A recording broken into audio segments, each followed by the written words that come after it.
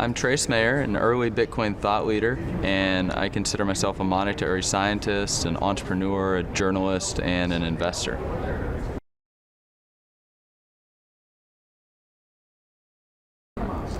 I got into Bitcoin a long time ago, pretty much when it first began. I was publicly recommending it in early 2011, in January of 2011, so well before that initial rise up to over $30 a coin.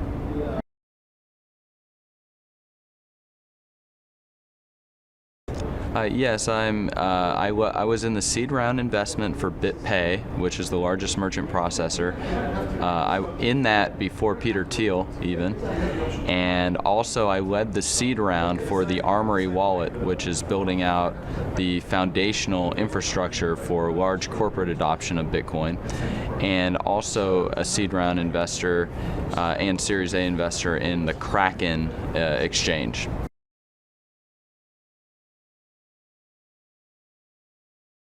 Yeah, so one of the things that really grabbed my attention with Bitcoin is that this is the largest innovation in terms of monetary science that the world's seen in a long time. For example, Nicholas Copernicus, he came up with the quantity theory of money 500 years ago. Isaac Newton developed the gold standard that we're still, you could say, coasting on with our world monetary system, because we've gone from commodity money to fiat currency, which they had to actively delink from gold. Franklin Roosevelt issued an executive order to confiscate all the gold, made it illegal for Americans to own. Nixon severed that link, and so we've been coasting on this gold standard that Isaac Newton developed hundreds of years ago, that Johann von Goethe wrote about in part 2 of Faust, all the negative effects that happen to society when this quantity theory of money is, you could say, violated. And Satoshi Nakamoto with Bitcoin, this is the largest innovation in monetary science since Isaac Newton's gold standard. And it's a whole new epoch of money, this math-based money or math-based currency. And it's a protocol, so it's a new layer in the internet also. So the money is just one application of this protocol. We're going to have many other applications in addition to the money or the currency. And so this is extremely exciting, and where this triple entry bookkeeping, this distributed decentralized ledger, where all of this is going to lead in terms of capital formation and accumulation and governance, very exciting, because we came up with double entry bookkeeping, over 500 years ago. We haven't really had advancements since then, and yet Bitcoin is an advancement all the way across the board in so many different areas, and it's extremely exciting.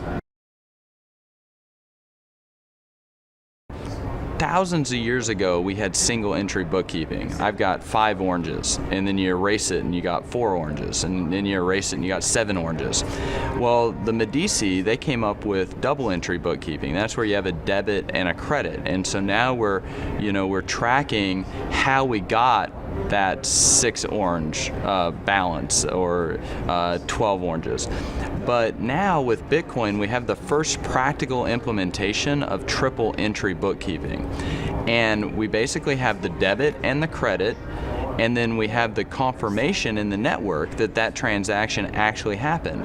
And because it's in the blockchain, it becomes an immutable fact in terms of information theory. Like, there's no way to forge it or cause it to go away. It's provable from a mathematical sense, kind of like we had proofs in geometry. We can prove all of these balances in the Bitcoin blockchain. They're cryptographically provable. And so that's the triple entry bookkeeping nature that we see coming out of Bitcoin, and that's a tremendous innovation.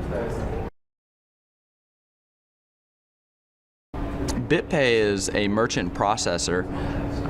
Back when I was in the seed round investment for BitPay, it was very difficult to spend your Bitcoins and very difficult for merchants to know how to accept them. And so we make it extremely easy for merchants to accept Bitcoins. They can either receive the Bitcoins themselves, or they can put in a percentage, say they want 70% dollars or they want 30% euros, and it'll automatically exchange Bitcoins and direct deposit to their bank account. So we make it very seamless for merchants like Zynga, the big publicly traded game company, to accept customers from anywhere in the world as long as they have Bitcoins, and then get dollars or euros direct deposit to their bank account as soon as sales are made. And so we make it very easy for this merchant adoption to happen with Bitcoin, which is kind of the first app of Bitcoin, this currency app.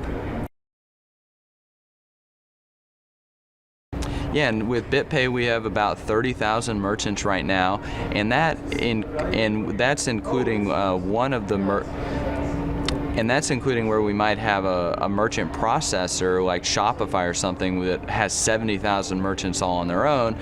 We're only counting Shopify once. We're not counting all the 70,000 merchants with Shopify or Foxy, 3D Card, etc. So we have a lot of merchants have the ability to accept via BitPay if they want to.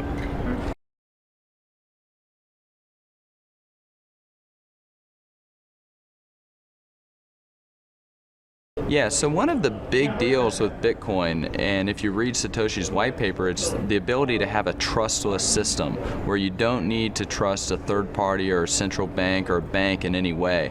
And really, when you're writing code for cryptography, we have a central theorem. Anything that can be done with a central authority can be done without one.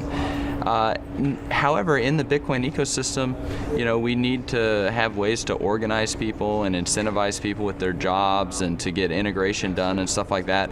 And so we see centralized entities like BitPay or the exchanges, etc., come around, and yeah, they're centralized, but I don't think they really pose any threat to the underlying protocol and the trustless nature of that. However, you do need to trust those counterparties, particularly if they're holding the private keys. And some of those entities, like Mt. Gox, who lost $500 million worth of private keys for individuals, proved that they just weren't trustworthy. So we're going to see a lot of creative destruction in that sense, and there will probably be regulation and consumer protection that comes down the pipeline to help build out this entire industry. And I think from an auditor or information system auditor point of view, we're going to see the creation of a whole new industry for this new form of crypto property, for helping secure the private keys, audit the private keys, help do it all in a private manner, help secure the keys in a private manner, all of that. And so we have a lot to build out with this entire new industry and protocol. Just like in the early days of the internet, we had huge things that needed to be built out with the internet in order to make it functional and useful for people to go watch videos on YouTube or order movie tickets on Fandango or have apps on their iPhones or the Android phones, etc.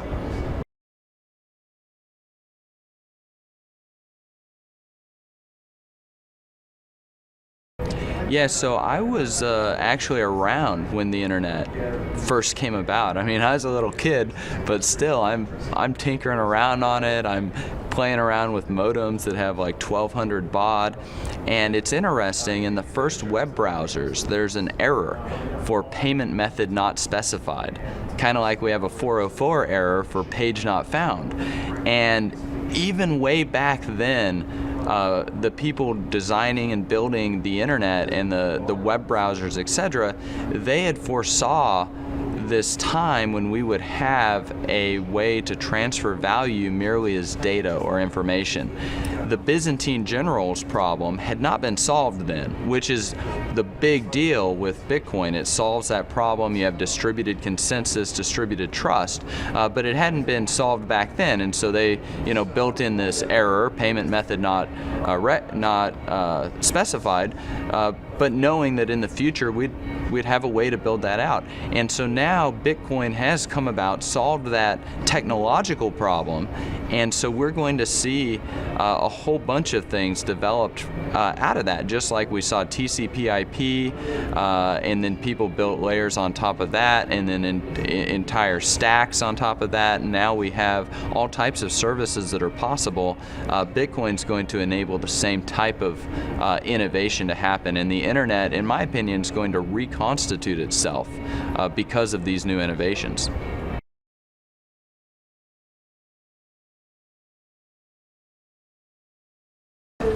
Yeah, so when I first got involved in Bitcoin, there were a lot of things that laid undeveloped. There were a lot of things that needed to be designed into Bitcoin at the very beginning to enable stuff in the future like smart contracts, and there were a lot of things that you could do with Bitcoin, but none of it had been done.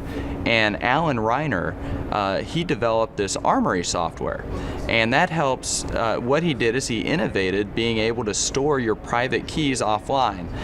And you could, and he innovated hierarchical deterministic wallets so that you only needed to do a backup once instead of backing up every 100 addresses like the reference client at the time. And so he made some tremendous innovations to help people secure their Bitcoins.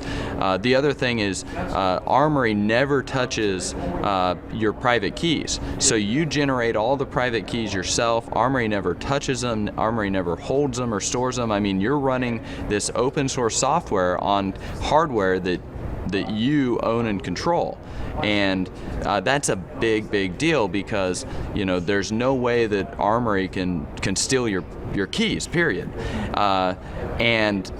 And so it's really become the standard for securing Bitcoins in the whole space. And now we've also, Alan's innovated multi-signature with Armory. And so previous to when we're doing this interview, April of 2014, there's been no real safe way for a large hedge fund to have $100 million in Bitcoin. There's been no way to properly segregate the duties and the private keys because they all have to be recombined at one point in time and space, and the employee could steal them, steal $100 million because it's just data. But now we've fixed that problem with Armory, and so it's innovated it's innovated cold storage, it's innovated hierarchical deterministic wallets, and now we've innovated the multi-signature cold storage along with those two things. And it's a very bright future because it's going to enable larger and larger players to safely and securely move capital into Bitcoin.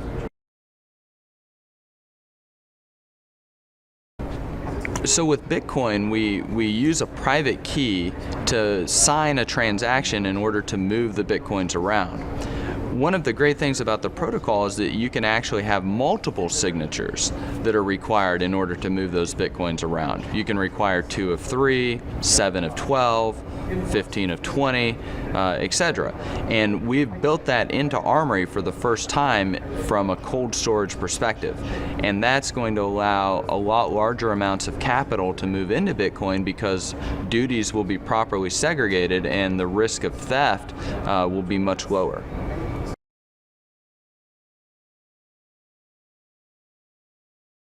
So a few months ago, I was having dinner with Dr. Adam Back. He's kind of like the Gandalf of Bitcoin. And Dr. Back was explaining this concept of side coins to me, where we could have a firewall with Bitcoin, a firewall. We could send Bitcoins over here and do the innovation out here that's currently being done in the altcoins, and then we could upgrade if we find that there are no problems with the innovation that's happening there, but at the same time not threaten the core of Bitcoin. And now Dr. Back has found a way that not only can you send the Bitcoins into the side chain, but you can actually bring them back out. And so I think this is going to be able to help Bitcoin grow and innovate because there's going to be this interoperability between the side chains and the main coin. And when we develop something good on the side chain, we're going to be able to incorporate that back into the core. And so Bitcoin's just going to keep growing and mutating and expanding and keeping that innovation happening around the core protocol. We have a long history of brilliant minds encountering opposition from people who just have no mathematical abilities, no scientific abilities, etc. For example, Nicholas Copernicus, the heliocentric theory. you would say that we're a pro-heliocentric theory society. We don't believe that the sun is revolving around the earth. Well, he came up with the quantity theory of money in 1516. He wrote a book on interest rates in 1526. Who developed the gold standard that all of the nations of the world used to expand global trade and raise standard of living in the whole Industrial Revolution? That came out of Isaac Newton. You would say that we're a pro-Isaac Newton society. And now, as we have the greatest innovation in monetary science since Isaac Newton's gold standard, you would hope that people would be a pro-Satoshi Nakamoto society. That we would want to welcome with open arms these fantastic monetary and scientific achievements. And so people who want to ban it, we had people that wanted to burn Galileo and Nicholas Copernicus at the stake. I mean, where would society be if we didn't harness and benefit from these geniuses? I mean, anybody can, it's really easy to destroy. But what's really difficult is to innovate and to discover. Heliocentric theory, calculus, Newtonian physics, gold standard, Bitcoin, it's all part of our advancement from the swamps to the stars.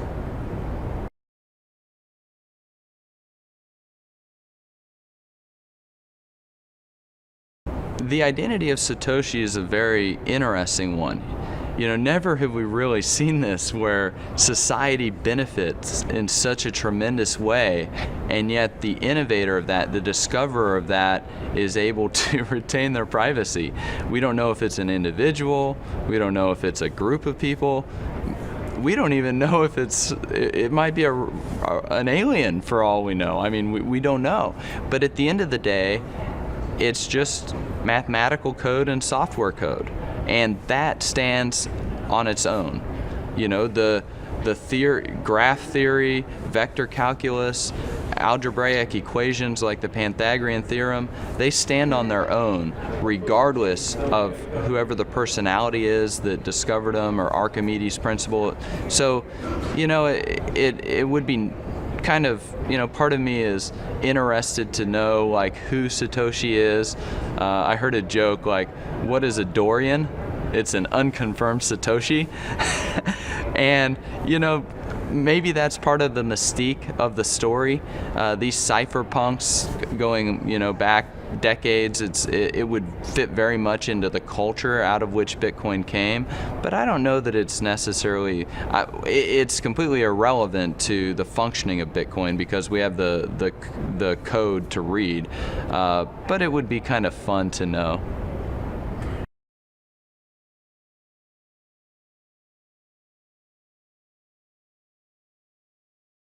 I think it will be interesting to see exactly how much economic volume and mass and gravity Bitcoin attains, particularly in the next 5 to 10 years.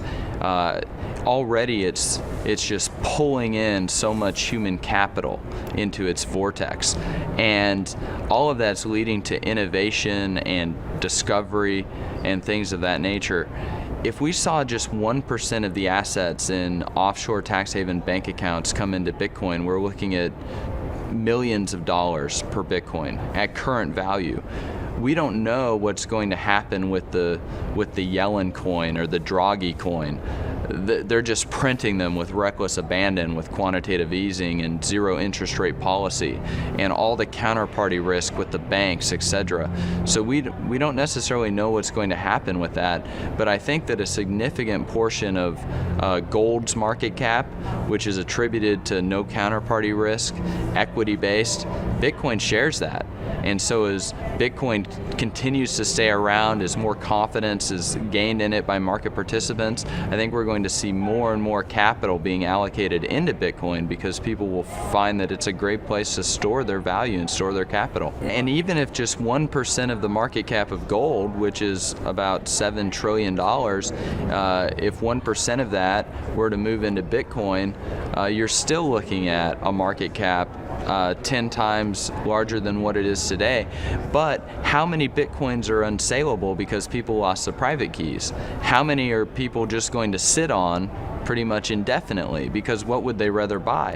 And so the actual amount of Bitcoins that are saleable, that are in the funds flow or in the float, that's really small. And so if you had $70 billion, which is nothing compared to the global worldwide liquidity pyramid, try to move into Bitcoin, it could really move the price up fast. And so I think we're going to see just lots of capital flowing into Bitcoin as people continue to feel safer with it, and that's where that's where the economic opportunity is.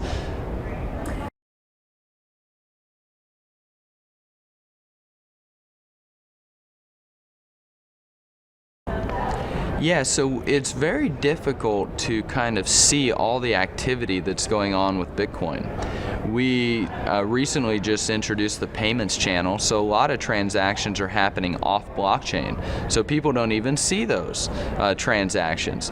With these new side chains and other innovations like homomorphic values and encryptions and zero knowledge proofs, we're going to make even more of the Bitcoin blockchain become completely private in a lot of ways, which will make it even more asymmetric knowledge, even more difficult to analyze exactly what the user adoption rates, etc. are. So I think it's going to be I think like the internet and like email and like other protocols, Bitcoin's going to continue getting adopted. It's got the network effects, it's got the brain share, the mind share, and I don't really see anything being able to displace it from a protocol point of view, and so that's all going to drive capital into it.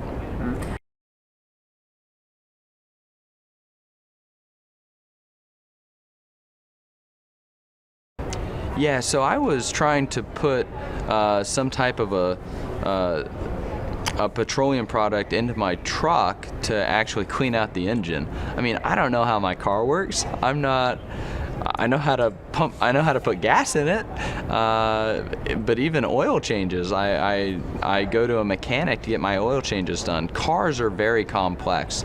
Airplanes are super complex, and yet how many hundreds of millions of people fly all around the world on airplanes? They don't need to know what a localizer is, or like how to shoot an approach, or be instrument rated to fly in the clouds, or have their certifications to work on repairing the airplanes. And I think it's the same way with Bitcoin. We don't need to know how SMTP works to send emails. Gmail can make that very easy for us. And so I think that even though Bitcoin is very complex and will get more complex as it keeps getting built out, I think we're going to see additional layers or apps built on top of it that make it easier and easier for customers to use. And even with the money that we use today in the currency like dollars or pesos or euros, a lot of people don't even realize or understand how those work, or how they're created, or how interest rates are determined or attempted to be set by policymakers. So, you know, a lot of this stuff is just very complex, and at the end of the day, somebody wants to know that they can trade this for a taco or a hamburger or their rent, or that they can save in it, that it'll have some purchasing power next year, in 10 years, that they can make contracts based on those units of account, etc.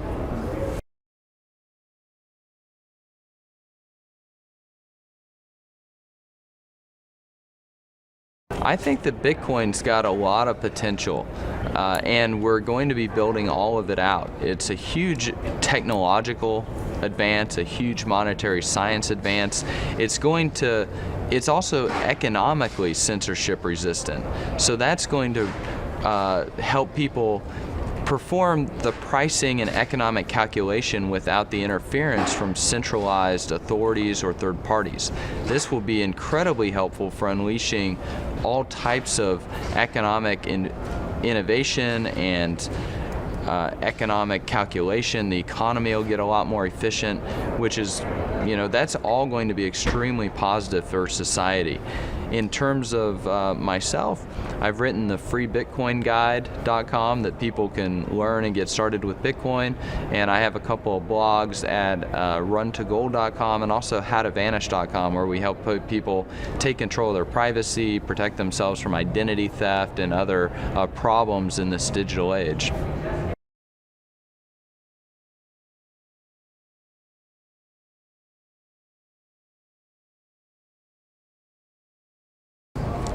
Yeah, so our privacy is extremely important. We have threats to our privacy not only from corporations but also from governments. For example, Google has a patent on price discrimination. They can look at your browsing history, your emails, and they can decide to charge you more merely because they have that knowledge. How this will be applied to insurance companies and health insurance, how governments could use it. We know from history that totalitarian regimes like to use this asymmetric knowledge to enforce their regimes. We have Hitler's Night of the Long Knives, where he targeted all of his political opponents in one night. And that's why he didn't really have much opposition. So it's very dangerous centralizing knowledge, information about everybody in society. And I think that the internet, and particularly now with Bitcoin, anything that can be decentralized will be decentralized, whether it's bandwidth, storage, money, press, communication, all of it. So that's a very positive trend, I think, for society, because otherwise we could find ourselves in a situation that is extremely, extremely dangerous.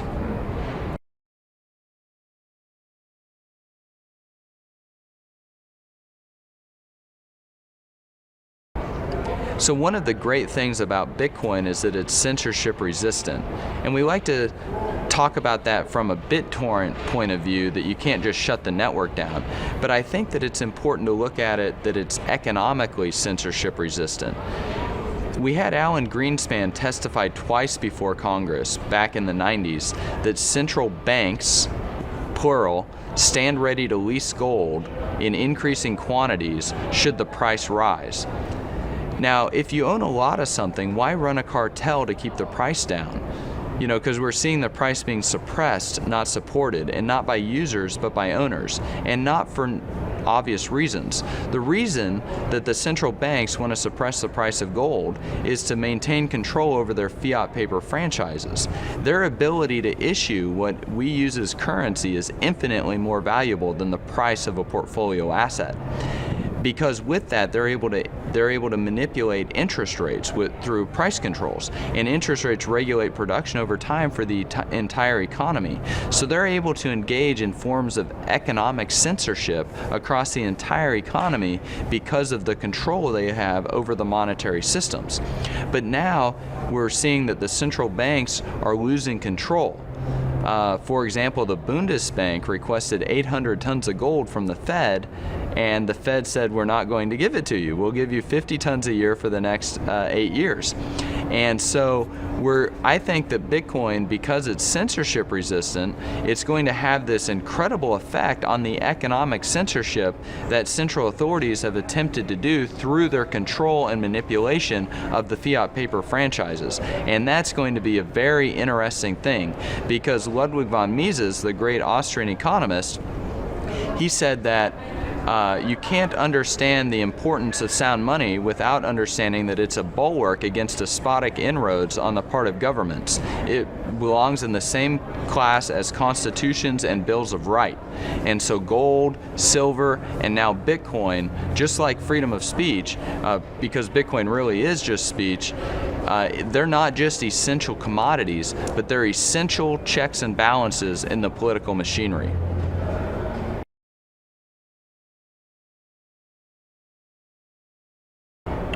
I think that it's going to be interesting to see how Bitcoin affects and grows all throughout the world, particularly on how it impacts China.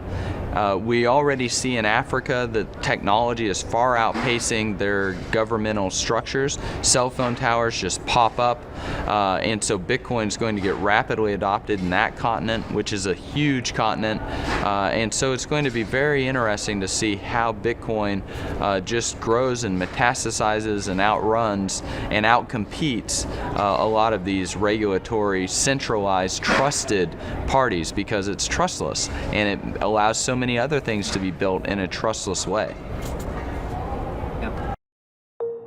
In the fall of 2008, the world financial system nearly fell apart because of the incompetence and instability of the banking system.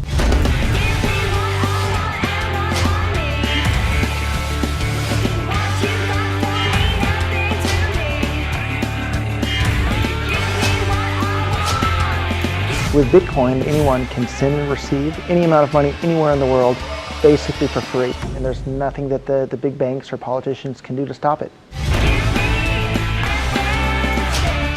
At the Money 2020 conference, there was a Bitcoin panel where 4 Bitcoiners were speaking, and behind me were executives and chairmen of the board of several different credit unions. And one turned to the other and said, "These guys don't know the true meaning of evil till we fuck them." You see, I just want your cash.